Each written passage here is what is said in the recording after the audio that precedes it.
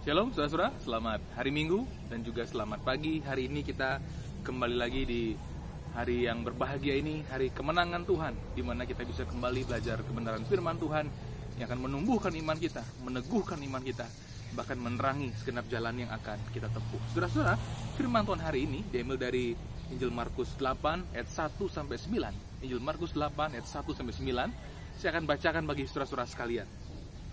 Pada waktu itu, ada pula orang banyak di situ yang besar jumlahnya. Dan karena mereka tidak mempunyai makanan, Yesus memanggil murid-muridnya dan berkata, "Hatiku tergerak oleh belas kasihan kepada orang banyak ini. Sudah 3 hari mereka mengikuti aku, dan mereka tidak mempunyai makanan. Dan jika mereka kusuruh pulang ke rumahnya dengan lapar, mereka akan rebah di jalan, sebab ada yang datang dari jauh." Murid-muridnya menjawab, "Bagaimana di tempat yang sunyi ini, orang dapat memberi mereka roti sampai kenyang?" Yesus bertanya kepada mereka, "Berapa roti ada padamu?" Jawab mereka, 7. Lalu ia menyuruh orang banyak itu duduk di tanah. Sesudah itu, ia mengambil ke-7 roti itu, mengucap syukur, memecah-mecahkannya, dan memberikannya kepada murid-muridnya untuk dibagi-bagikan, dan mereka memberikannya kepada orang banyak. Mereka juga mempunyai beberapa ikan, dan sesudah mengucap berkat atasnya, ia menyuruh supaya ikan itu juga dibagi-bagikan, dan mereka makan sampai kenyang. Kemudian orang mengumpulkan potongan-potongan roti yang sisa sebanyak 7 bakul. Mereka itu ada kira-kira 4.000 orang. Lalu Yesus menyuruh mereka pulang. Amin. Saudara-saudara, tema khotbah kita pada pagi hari ini adalah hidup dalam berkat pemeliharaan Tuhan. Hidup dalam berkat pemeliharaan Tuhan. Saudara-saudara, kalau kita melihat proses maupun juga penciptaan yang Tuhan kerjakan di dalam kitab Kejadian, kita akan menyaksikan betapa dari awal sampai akhir Tuhan yang menjadikan langit dan bumi ini menciptakan seluruh ciptaannya tahap demi tahap. Bahkan manusia sebagai puncak dari ciptaannya atau mahkota ciptaannya, saudara-saudara, diciptakan sedemikian rupa supaya mereka betul-betul menikmati pemeliharaan Tuhan yang berlimpah. Itu sebabnya sebelum manusia hadir ke tengah-tengah dunia ini, Tuhan terlebih dahulu menyiapkan segala sesuatu. Baik tanah tempat mereka berpijak maupun juga alam yang begitu kaya dengan kelimpahan, sehingga mereka tidak kekurangan, saudara-saudara.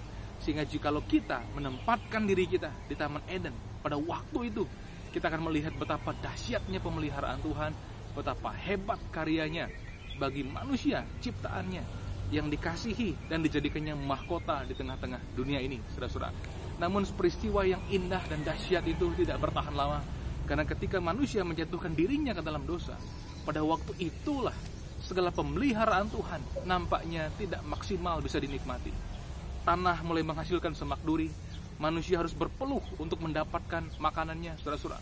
Bahkan manusia untuk melahirkan generasi berikutnya harus dengan susah payah. Dan begitu banyak tantangan dan hambatan untuk menikmati hidup yang berkelimpahan, saudara-saudara. Namun demikian, Sang Juru Selamat datang ke dunia ini, menebus manusia, bahkan menebus dunia ini juga, saudara-saudara, supaya manusia kembali berada di dalam persekutuan dengan Dia, dan supaya manusia juga kembali menikmati pemeliharaannya yang berlimpah. Nah, saudara-saudara, dalam peristiwa ini kita melihat Tuhan Yesus yang memberi makan 4.000 orang. Pada waktu itu banyak orang mengikut Tuhan Yesus. Tuhan Yesus mengajar mereka, Tuhan menyentuh mereka, menjamah mereka.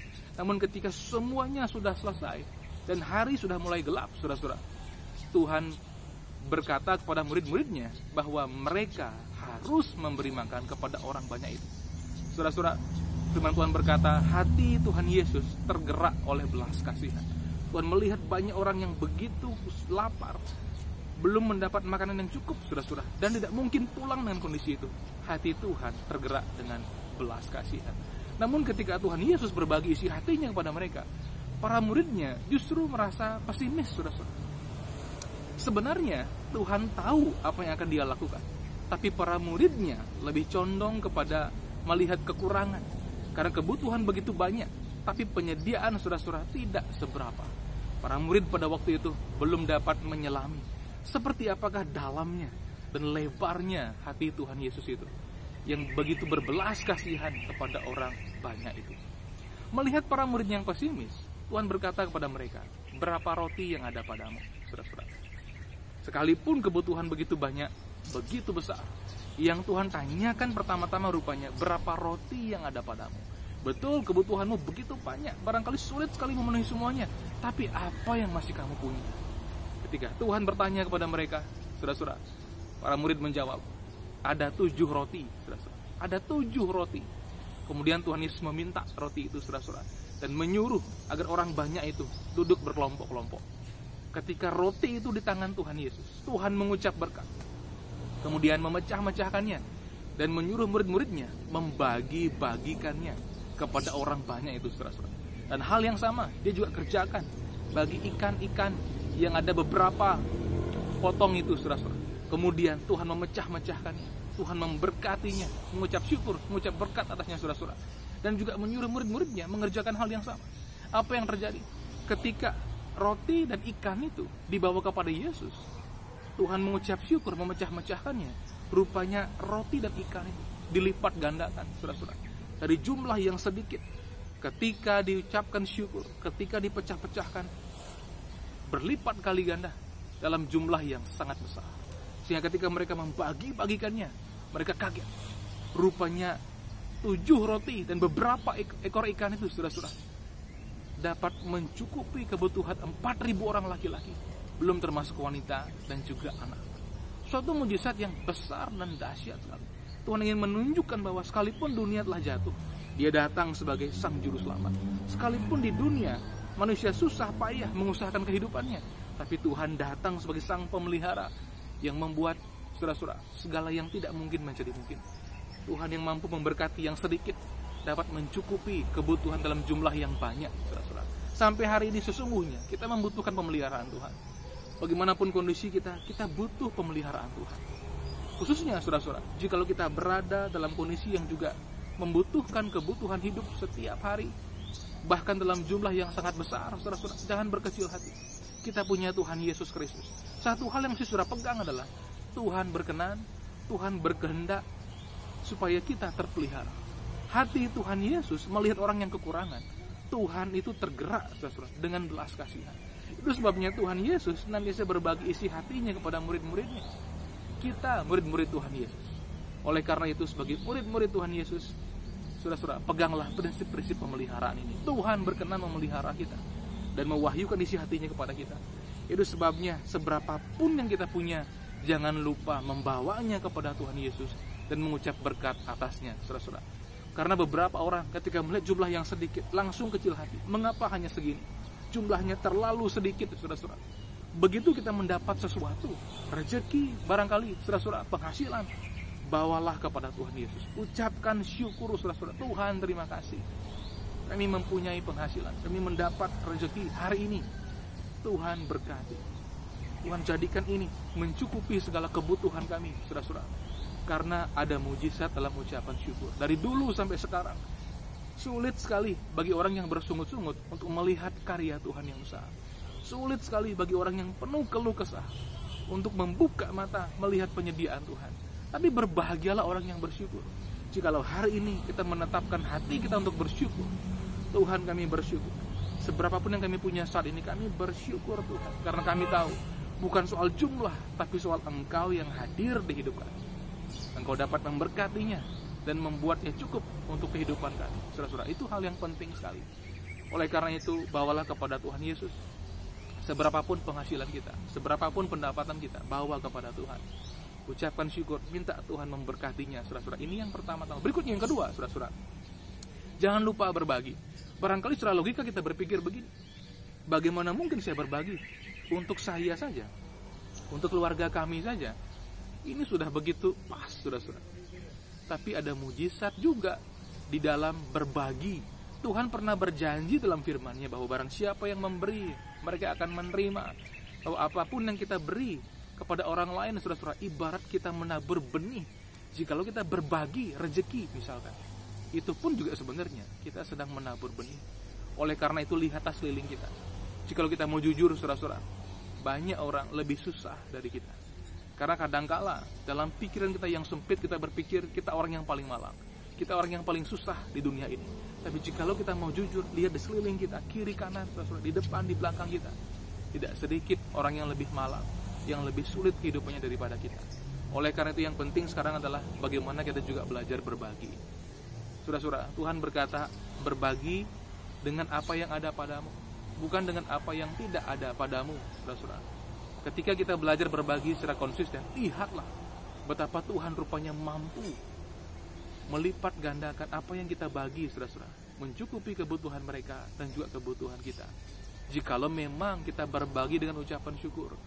Tapi jikalau kita merasa terpaksa, jangan melakukannya, karena itu bukan benih yang baik. Tapi kalau saudara bersuka cita, saudara bersyukur, menabur dengan iman, nah itulah cara yang terbaik. Karena benih ilahi itu bekerja di dalam sukacita. Benih ilahi itu bekerja dalam ucapan syukur, saudara-saudara, bukan dalam keterpaksaan, bukan dalam kecemasan, tapi dalam iman dan juga ucapan syukur. Nah, ini yang penting sekali.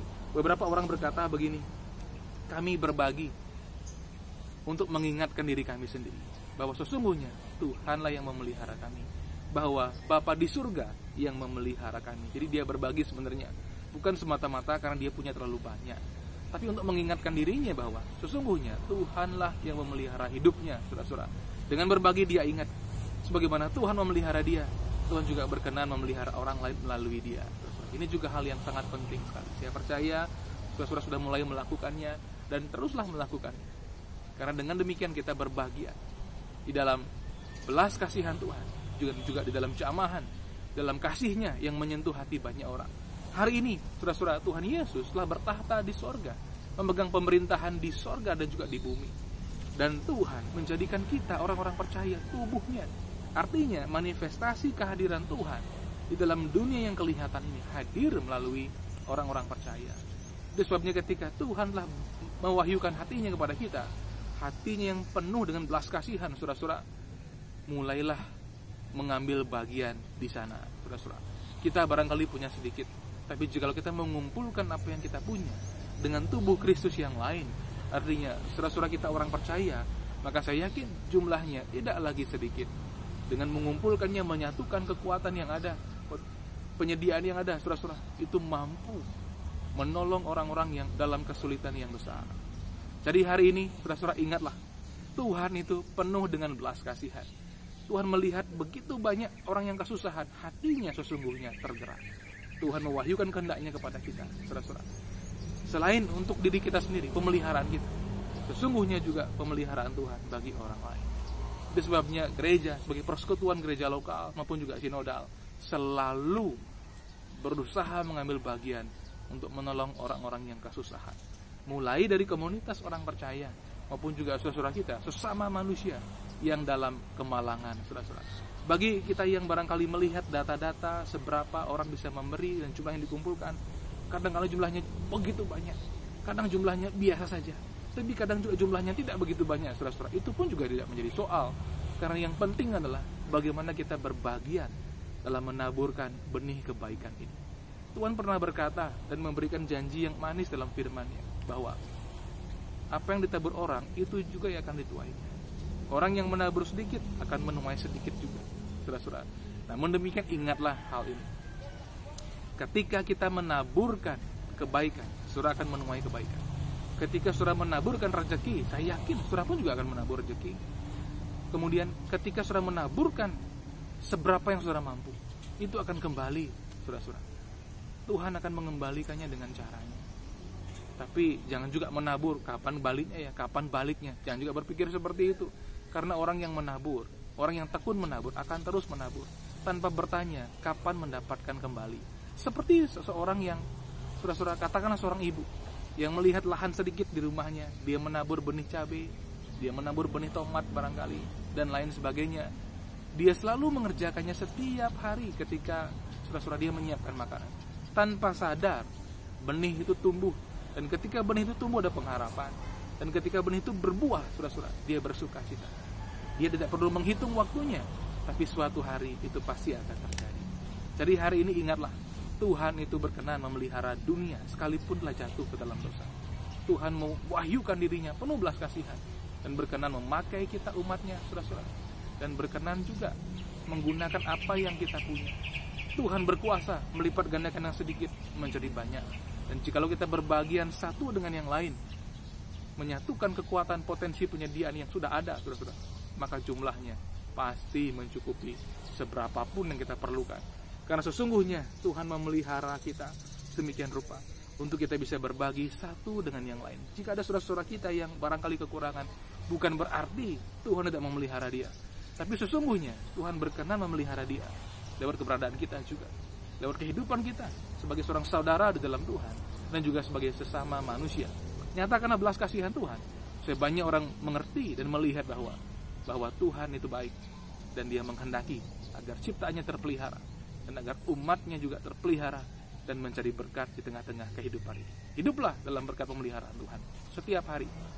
Amin. Selamat hari Minggu. Tuhan Yesus memberkati kita semua.